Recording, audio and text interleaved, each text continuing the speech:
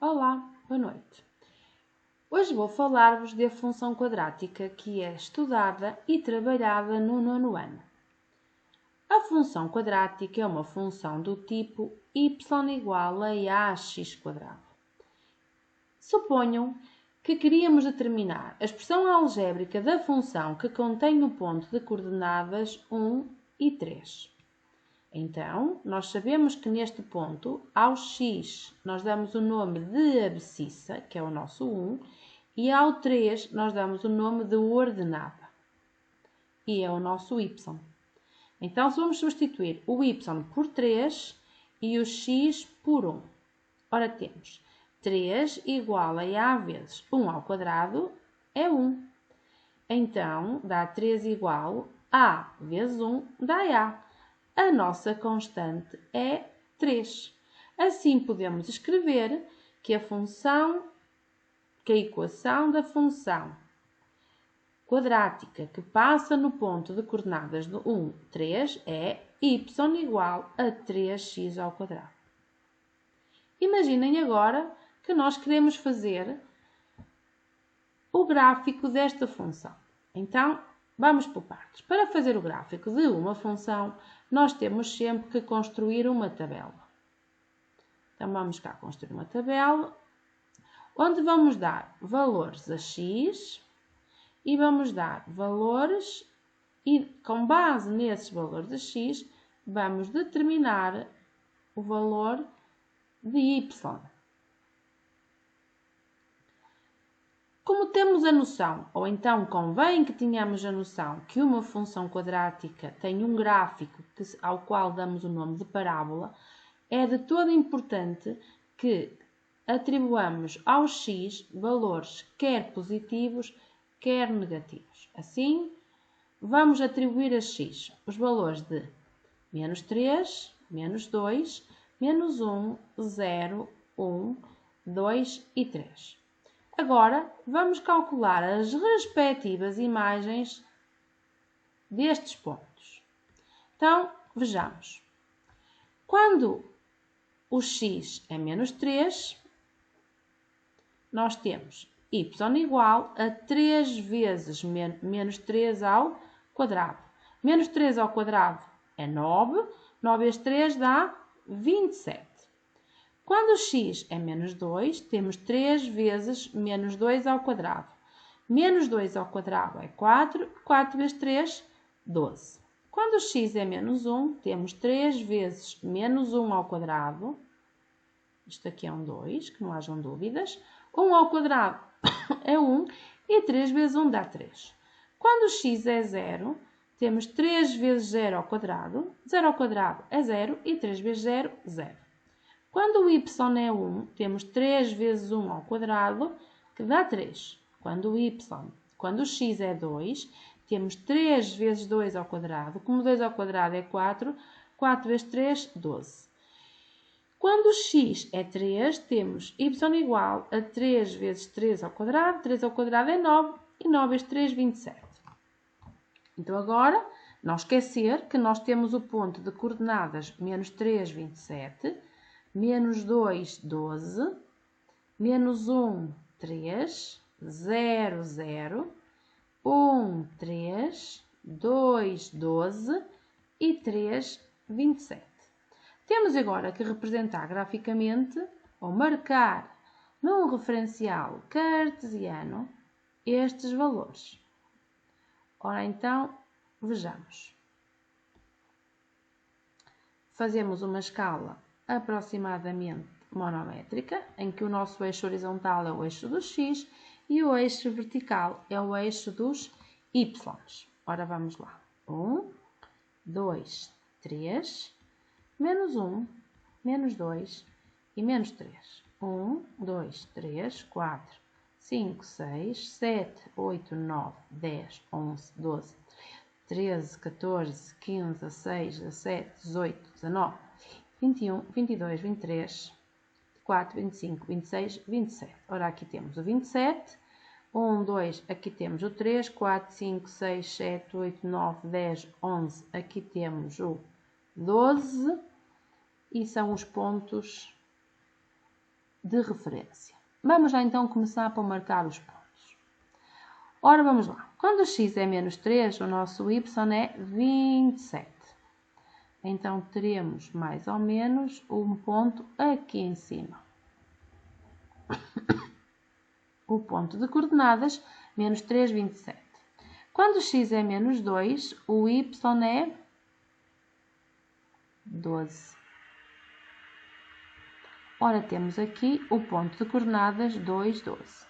Quando x é menos 1, o y é 3. Temos aqui o ponto de coordenadas menos 1, 3. Quando x é 0, o y é 0. Quando x é 1, o y é 3. Quando x é 2, o y é 12. E quando x é 3, o y é 27. Mais ou menos, isto é sem régua. Temos aqui os pontos da nossa parábola e agora vamos uni-los e obter o gráfico da parábola.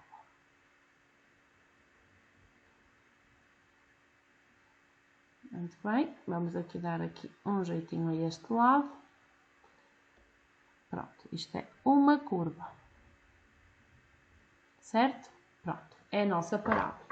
Reparem que a parábola está voltada para cima. Então, dizemos que esta parábola tem concavidade voltada para cima. E há uma relação entre a concavidade da parábola com o valor da nossa constante A.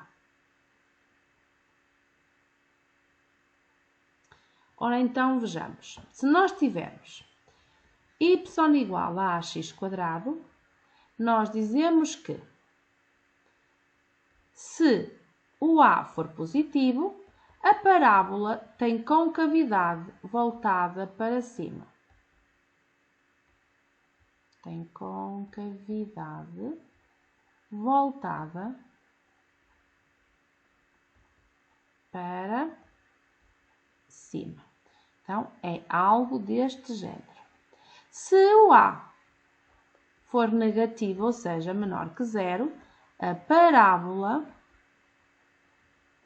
tem concavidade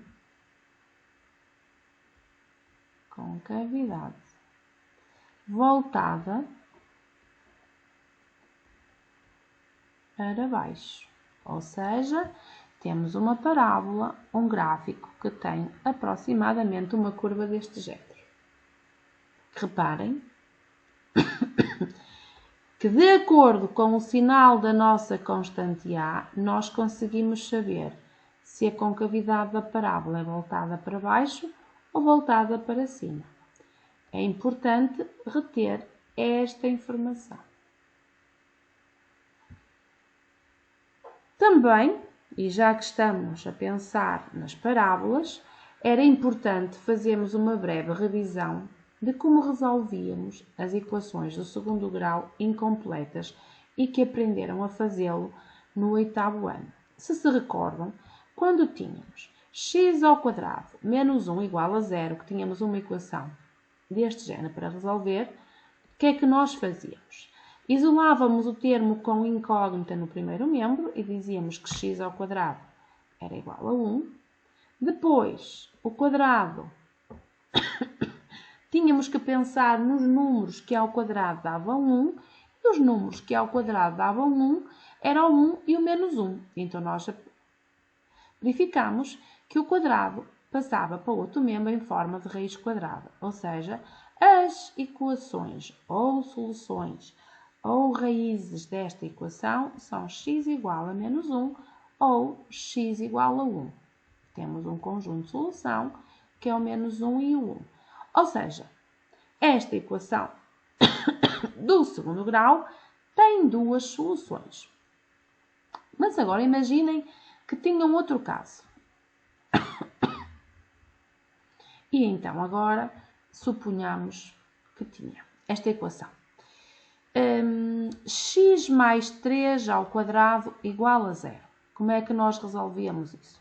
Começávamos por pensar quais os números que ao quadrado dão 0. E os números que ao quadrado dão 0 é apenas o 0. Então, nós diríamos que x mais 3 é igual a 0.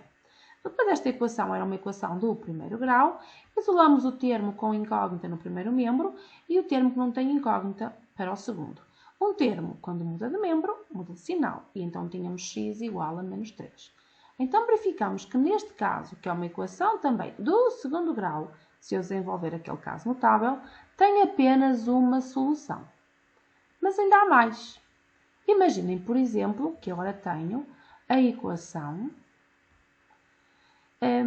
x ao quadrado mais 1 igual a 0 para resolver. Se nós pensávamos, vamos isolar o termo em x no primeiro membro, o 1 passar para o outro membro fica menos 1, e agora se pensarmos como um raciocínio análogo ao primeiro caso, o quadrado passaria para o outro membro e ficaria mais ou menos raiz quadrada de menos 1. E todos nós sabemos que não existe a raiz quadrada de números negativos, ou seja, não há nenhum número que ao quadrado dá menos 1. Então, dizemos que esta equação é impossível, e isto já aprendemos no ano passado, ou seja, no 8º ano, ou seja, o conjunto de solução não tem soluções. Então, podemos dizer que é o conjunto vazio e escrevemos duas chavetas sem nada lá dentro, que é o conjunto vazio, ou então podemos escrever desta forma, conjunto vazio como um zero e um traço por cima. Então, vamos arranjar um processo que nos permita saber quando é que uma equação tem duas, uma ou nenhuma solução. Como? Pelo binómio discriminante. Ora, vamos analisar agora uma equação do segundo grau completa. Uma equação do segundo grau diz-se completa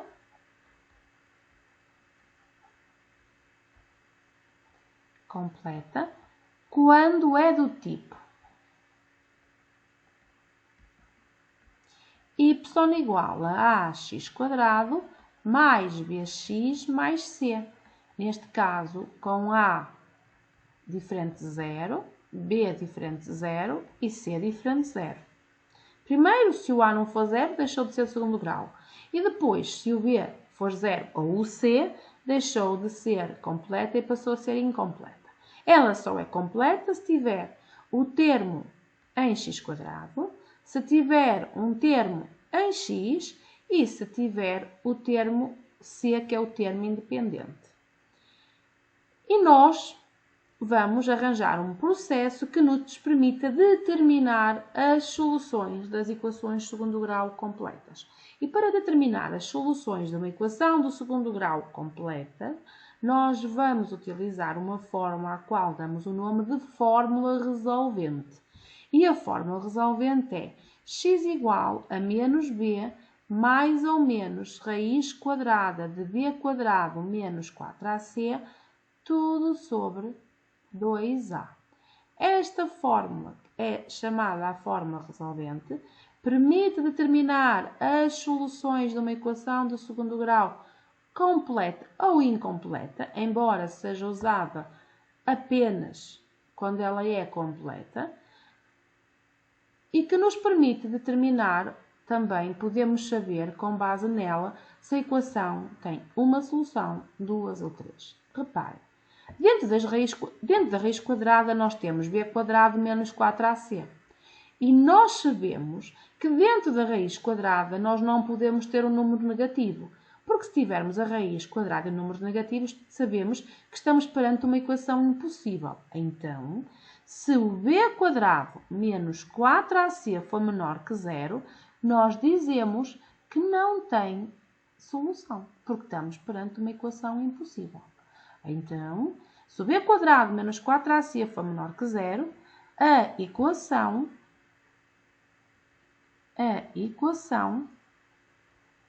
não tem soluções. Não tem soluções, não tem raízes, é a mesma coisa. Agora reparem, se o b² menos 4ac for igual a 0, analisem comigo, o que está aqui dentro, se aqui dentro for 0, se eu subtrair a um dado número 0 ou se somar a um dado número 0, este número que está aqui, que é menos b, não se altera. Então, quer dizer que vai dar apenas uma solução. Então, se o b² menos 4ac for zero, nós dizemos que a equação tem uma solução. Temos outra situação ainda, que é quando o b² menos 4ac for positivo, ou seja, maior que zero. Neste caso, nós vamos poder separar uma solução com o menos, a outra com o mais, e então vamos passar a ter duas soluções. Então, nesta situação, a equação tem duas soluções. Então, reparem que o número de soluções de uma equação do segundo grau depende do que está dentro da raiz na fórmula resolvente, que é o b² menos 4ac. Então, dizemos que o número de soluções depende do resultado deste cálculo. Esta fórmula, este cálculo, nós vamos dar o nome de binómio discriminante e representamos por delta. Então, o delta é o b² menos 4ac. E de acordo com o valor de delta, nós podemos ter uma, duas ou três soluções. É importante agora que possamos fazer exercícios para ver se percebemos o que está neste vídeo. Até mais logo, voltarei em breve com mais uma nova explicação. Se precisarem de ajuda na resolução de algum exercício, deixem uma mensagem na página principal.